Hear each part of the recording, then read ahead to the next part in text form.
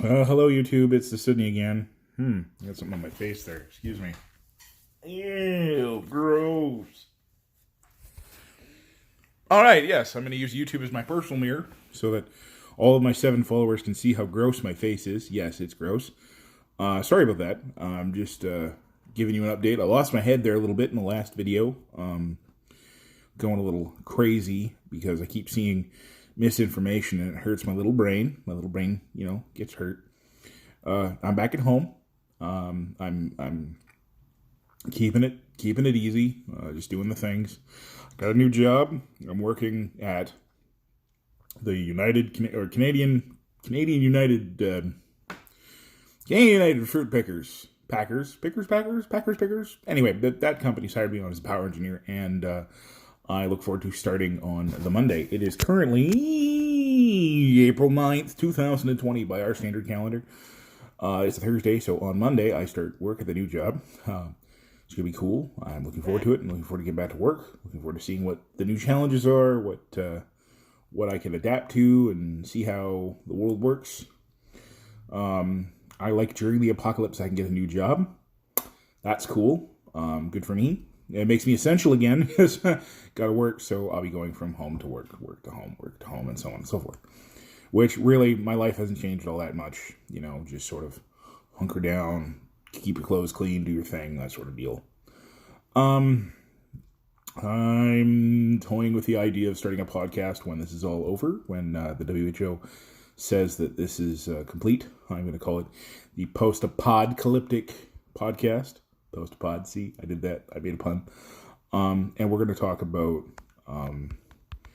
our experiences in after what modern media surely will term an apocalypse or an apocalyptic event that we sidestepped or got around or somehow made our bitch.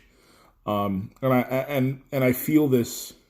I'm going to call it that because depending on who you are, depending on what community you live in, if you're any kind of disadvantaged person or any kind of visible minority, I'm positive this feels like an apocalypse. I'm positive this is the most terrifying thing a lot of us have ever faced, with the exception of those of us that are fleeing actual war. And even then, I don't know which one's preferable. I don't know if I'd rather people shooting at me or this.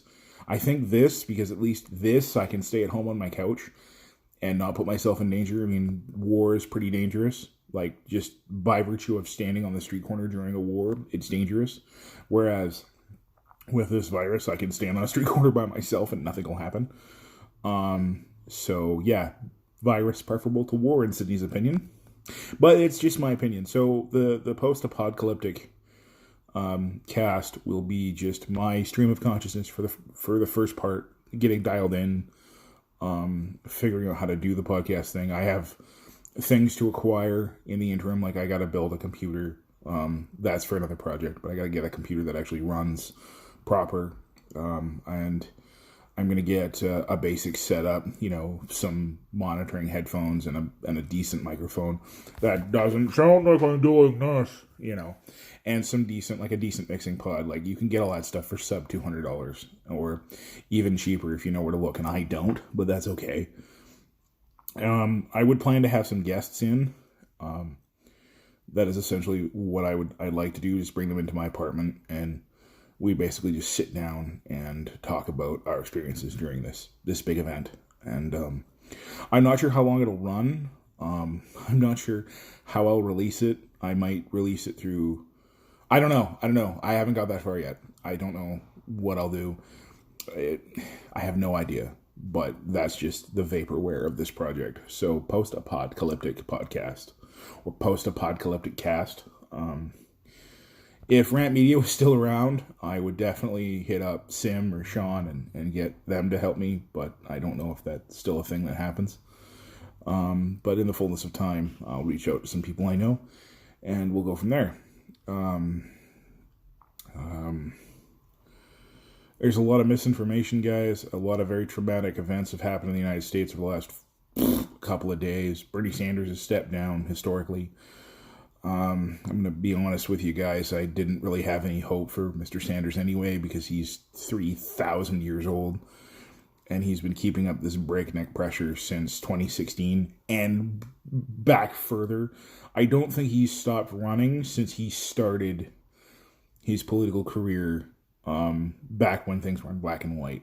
So the man's been pushing it very hard for 50 years almost, or at least his entire adult life. And I think that my personal opinion is the pressures of the presidency would have killed him. He would have not, his heart would have just went, and then that would have been the end of him.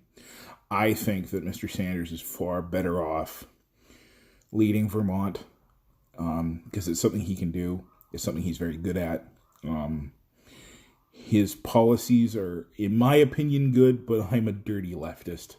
I'm practically a communist guy, so like take that with a grain of salt. But I don't think he would have been a good president. He would have had to work so hard to clean up this mess. I think he could have done it. I think he would have been able to do it. But I think he would have been a one-termer because I think his heart wouldn't have been able to handle it. But hey, I thought the same thing of Donald Trump, and he's still kicking. So there you go. Our Prime Minister is our Prime Minister.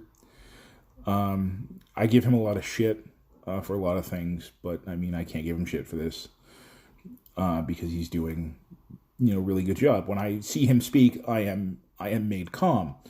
I'm not panicking. He projects what he needs to project, which is powered, tempered power, soft power, if you will, I think is the term. But I think this is where his teaching career comes in quite handy, because he can speak to us in that calm, confident teacher voice that projects that air of authority that we all, or most of us really, have grown up with. We all have good teacher stories that could command a classroom and get us, paying attention and listening and all the rest of that good stuff. And that's what he's doing. He's getting us to pay attention. He's getting us to listen.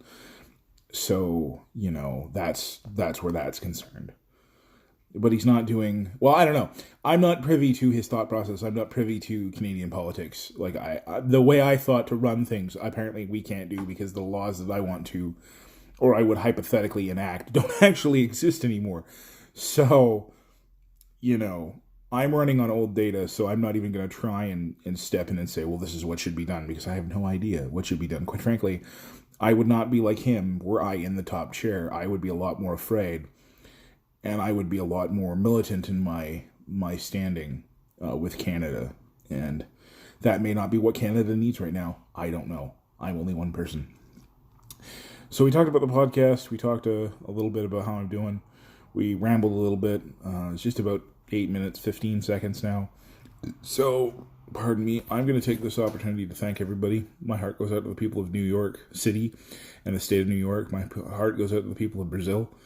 And to the peoples all around the world. Big shout outs to every frontline worker, be it janitor, nurse, doctor, stock boy, checkout attendant, gas station attendant, everybody who has to work during this crisis. You're all big damn heroes. You all deserve a big goddamn trophy, a lot of money, and 4,000 weeks paid vacation.